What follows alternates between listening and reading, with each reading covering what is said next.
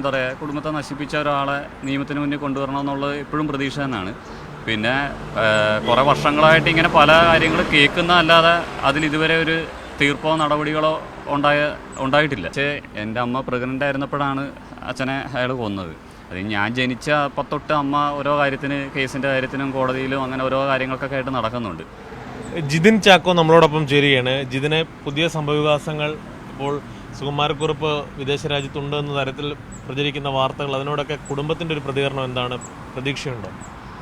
പ്രതീക്ഷ ഉണ്ടോ എന്ന് ചോദിച്ചു കഴിഞ്ഞാൽ ഞങ്ങൾക്ക് എപ്പോഴും പ്രതീക്ഷ തന്നെയാണ്. കാര്യം എന്താ പറയുക, ഞങ്ങളുടെ കുടുംബത്തിലെ എന്താ പറയുക, കുടുംബത്തെ നശിപ്പിച്ച ഒരാളെ നിയമത്തിന് മുന്നിൽ കൊണ്ടുവരണമെന്നുള്ളത് എപ്പോഴും പ്രതീക്ഷ തന്നെയാണ്. പിന്നെ കുറേ വർഷങ്ങളായിട്ട് ഇങ്ങനെ പല കാര്യങ്ങൾ കേൾക്കുന്നതല്ലാതെ അതിലിതുവരെ ഒരു തീർപ്പോ നടപടികളോ ഉണ്ടായിട്ടില്ല. അതിൻ്റെ ഒരു ഇത് ഞങ്ങൾക്ക് നല്ല രീതിയിലുണ്ട്. ഇതും അങ്ങനെ ഒരു വാർത്ത ആകരുതെന്നാണ് ഞങ്ങളുടെ ഒരു പ്രതീക്ഷയും പ്രാർത്ഥനയൊക്കെ. ചെറുപ്പം മുതൽ നിയമ നടപടികളും കോടതി നടപടികളും പോലീസ് നടപടികളുമായിട്ട് ഇങ്ങനെ കണ്ട് മടുത്തു. അതെ, എന്താ പറയുക, ഞാൻ എൻ്റെ അമ്മ പ്രഗ്നൻ്റ് ആയിരുന്നപ്പോഴാണ് അച്ഛനെ അയാൾ കൊന്നത്. അത് ഞാൻ ജനിച്ച അപ്പം തൊട്ട് അമ്മ ഓരോ കാര്യത്തിന്, കേസിൻ്റെ കാര്യത്തിനും കോടതിയിലും അങ്ങനെ ഓരോ കാര്യങ്ങൾക്കൊക്കെ ആയിട്ട് നടക്കുന്നുണ്ട്.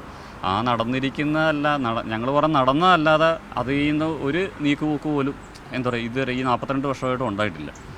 ഇതിലെങ്കിലും ആ ഒരു എന്താ പറയുക നിയമത്തിൻ്റെ ഒരു ഇതുണ്ടാവുമെന്ന് പ്രതീക്ഷിക്കുന്നു.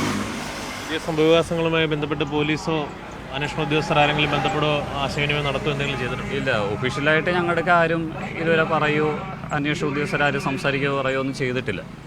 ഈ ചാനൽ, ഈ വാർത്തയിൽ വന്നുള്ളൊരു അറിവ് മാത്രമേ ഉള്ളൂ ഞങ്ങൾക്ക്. എന്തായാലും ഇപ്പോൾ കുറച്ചുകൂടെ അടുത്ത പ്രതീക്ഷയാണ് ഈ പടവും ഒളിത്താവളവും ഒക്കെ പുറത്തു വരുന്ന സാഹചര്യത്തിൽ, അല്ലേ?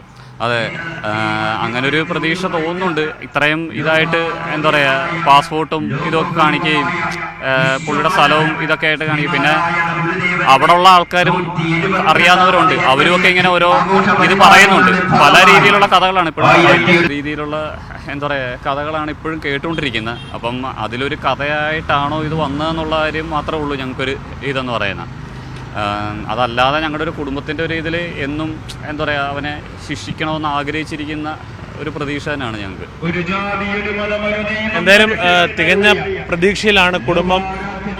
കാലങ്ങളായി കേട്ടുമെടുത്ത പോലുള്ള കെട്ടുകഥകളാകാതെ ഇതിലൊരു നടപടി ഉണ്ടാകും. ഇതിൽ ഇപ്പോൾ പ്രചരിക്കുന്ന അഭ്യൂഹങ്ങൾ ശരിവെക്കുന്ന തരത്തിലുള്ള പോലീസ് നടപടികളിലേക്ക് കടക്കപ്പെടും എന്നുള്ള പ്രതീക്ഷയാണ് കുടുംബം പങ്കുവെക്കുന്നത്.